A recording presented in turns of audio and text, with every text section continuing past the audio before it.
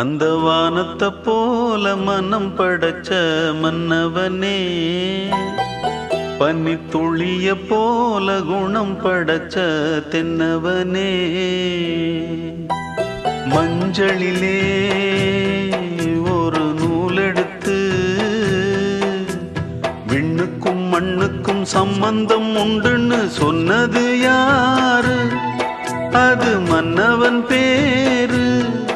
அந்த வானத்தை போல மனம் படைச்ச மன்னவனே, பனி துளிய போல குணம் படைச்ச தென்னவனே.